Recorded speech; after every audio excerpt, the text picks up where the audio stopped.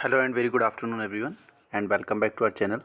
बच्चों, आज की वीडियो में हम लोग बात करने वाले हैं कि जो फिफ्थ सेमेस्टर सिविल के अंदर जियो टेक्निकल इंजीनियरिंग का पेपर चलता है उसमें क्या टॉपिक्स इंपॉर्टेंट है जिनको बच्चे पढ़ के, और क्योंकि एग्ज़ाम का टाइमिंग बहुत कम रह गया है तो बच्चे इजीली उनको पढ़ के और अच्छी तरह से समझ के अपने एग्ज़ाम के पेपर को पास कर सकें। ठीक है बच्चों, ये बात चल रही है उन बच्चों के लिए जिनका अभी सिलेबस स्क्रीन पे शो हो रहा है ना, जिनका फिफ्थ सेम का मेन का पेपर होने वाला है। ठीक है बच्चों, ध्यान से समझना। देखिए, सबसे पहले सोइल सब्जेक्ट के अंदर आपको सोइल स्ट्रेस सोइल और water content, specific gravity, void ratio, porosity, degree of saturation, ये जो भी मतलब आगे के 10 एक टॉपिक लिखे हुए ना, ये केवल सिंगल लाइन टॉपिक हैं। समझ रहे हो? तो इनमें इनकी फॉर्मूला और इनकी डेफिनेशन, ये दोनों चीज़ ज़्यादा ज़रूरी है। क्वेश्चन एग्जाम में कैसे बनेगा? डिफाइन फॉलोइंग्स और फिर 5-6 लिख देगा। Short note on water content, specific gravity, void ratio, porosity, degree of saturation, air void, air content, ऐसे करके। ठीक है, तो 7-8 चीज़ें पूछेगा, 8 नंबर में पूछ सकता है क्योंकि एक एक लाइन की डेफिनेशन है और उनका फॉर्मूला है। Just take an example, water content उसने पूछा तो आप लिखेंगे it can be defined as the ratio of weight of water to the weight of solid, और फिर लिखेंगे W=WW/WS, है ना। जो बच्चे रिलेटेड कंटेंट से बिलोंग करते हैं वो 1 मिनट में समझ जाएंगे मैं क्या कहना चाह रहा हूँ।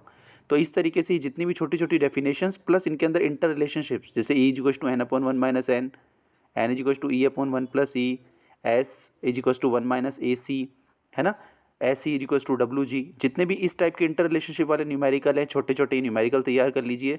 आपके 2 नंबर का पूरा जो सेक्शन होता है ना बच्चों, वो यहीं से फॉर्म होने वाला है। ठीक है, first thing is that. Another one is what, सब उसके बाद में दूसरी जो इंपॉर्टेंट चीज़ है वो है परमिएबिलिटी, और जो स्ट्रक्चर है ना, मिनरल स्ट्रक्चर, वो भी इंपॉर्टेंट है। मिनरल स्ट्रक्चर के अंदर जो आइलाइट, केओलानाइट और मॉन्ट मोरिलोनाइट नाम के 3 मिनरल होते हैं, यहाँ से भी क्वेश्चन आता है, इसको भी टॉपिक को तैयार कर लीजिए। फिर इसके बाद में आता है परमिएबिलिटी। परमिएबिलिटी में परमिएबिलिटी की डेफिनेशन, डार्सी लॉ क्या कह रहा है, ये दोनों चीज़ें बहुत इंपॉर्टेंट है, इनको तैयार कर लीजिए। और इसके अलावा इम्पॉर्टेंट है क्विकसैंड फिनोमिना। जैसे कि आप लोगों को पता है कि क्विकसैंड कंडीशन क्या होती है, एक स्पेसिफिक टाइप की सिचुएशन होती है जब सबमर्ज वेट जो होता है सोइल का वो इफेक्टिव स्ट्रेस के बराबर हो जाता है, γ-PS=0, and you can say IC=G-1/1 + E। But वो सब चीज़ें आपको तब समझ में आएंगी जब आपने पहले पढ़ा हुआ एक बार, जो मैं बोल रहा हूँ ना, ये सब चीज़ें आपको तभी समझ में आएंगी कि क्या बोल रहा हूँ मैं। ठीक है, तो आपका जो ये जितना भी ये पूरा ब्लॉक नंबर 1 और 2 में दिया हुआ है ना, आप इसमें इतनी सी चीज़ें पढ़ लीजिए, आपका ये टॉपिक बिल्कुल क्लियर है। सर, आपने टॉपिक इस बार बहुत ज़्यादा बोल दिए हैं बेटा, इसलिए क्योंकि जियोटेक ऐसी सब्जेक्ट है, सोइल स्ट्रक्चर एक ऐसा सब्जेक्ट है जहाँ से प्रिडिक्टेड होना बहुत ज़्यादा मुश्किल काम है। फिर भी अपन प्रिडिक्शन कर रहे हैं कि पेपर में क्या क्या आ सकता है, आएगा तो घूम फिर के यही है ना, बट पढ़ना थोड़ा ज़्यादा पड़ेगा। दूसरी चीज़, मोर सर्किल ऑफ स्ट्रेस जो है वो सबसे इंपॉर्टेंट है। ट्राइएक्सियल टेस्ट और अनकन्फाइंड वाला तो जनरली नहीं पूछता, डायरेक्ट शियर और ट्राइएक्सियल, ये दोनों टेस्ट बहुत इंपॉर्टेंट है, इनको अच्छे तरह से रट्टा मार लीजिएगा। इसके अलावा जो बोसेनिक्स और वेस्टरगार्ड थ्योरी है, इनके न्यूमेरिकल छोटे छोटे 4 नंबर के लिए पूछे जा सकते हैं, है ना। Iso bar and iso pressure ये पूछा जा सकता है, और न्यूमार्क्स चार्ट मेथड ये बहुत इंपॉर्टेंट है बेटा, ये भी पूछा जाता है जनरली पेपर के अंदर। और फिर अगले ब्लॉक में चलते हैं, block number 4, compressibility and consolidation. तो कंप्रेसिबिलिटी एंड कंसोलिडेशन के अंदर जो है वो यहाँ से बनता है न्यूमेरिकल तरजागी थ्योरी के ऊपर। तो तरजागी 1 डायमेंशनल कंसोलिडेशन थ्योरी जो है उसके जितने भी असम्पशन है वो सारे आपको आने चाहिए। कंप्रेसिबिलिटी के छोटी छोटी 4-5 चीज़ें होती है उसके अंदर, जैसे CV, AV, MV, है ना, ये सारी चीज़ें आपको पता होनी चाहिए। और इन पे इंटर रिलेशनशिप पे न्यूमेरिकल भी बहुत ज़्यादा पूछे जाते हैं, और एक तो कई बार यही क्वेश्चन पूछा जाता है, what is compressibility and consolidation.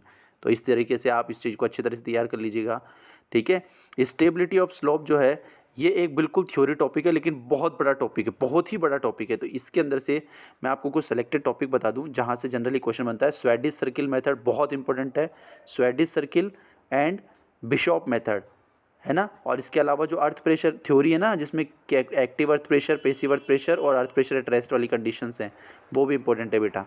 ये सारी चीज़ आप तैयार कर लीजिए, एटलीस्ट आपके पास पास होने लायक मटेरियल तो आपको आराम से हो जाएगा, कोई दिक्कत नहीं आएगी। जो 6 नंबर का ब्लॉक है, बियरिंग कैपेसिटी ऑफ सॉइल, वहाँ से बनते हैं टोटली न्यूमेरिकल। तो उसमें कुछ भी बोलना जो है वो कोई मतलब का नहीं निकलेगा। फिर भी सबसे ज़्यादा न्यूमेरिकल किस टॉपिक पे बनते हैं? बियरिंग कैपेसिटी ऑफ सॉइल निकालना, वो भी कौन सी थ्योरी से? तरजागी थ्योरी से, या फिर स्कैम्पटन मेथड से बहुत बार जनरली पूछा जाता है। इनके अलावा प्लेट लोड टेस्ट बहुत इंपॉर्टेंट है, और SPT टेस्ट जो होता है, स्टैंडर्ड पेनिट्रेशन टेस्ट, वो भी बहुत इंपॉर्टेंट है। इतना जो बच्चा तैयार करेगा उसको कोई दिक्कत आएगी नहीं। ठीक है बच्चों, इतना मैटर तैयार करिए, अच्छे तरीके से तैयार करिए। Okay, thank you everyone.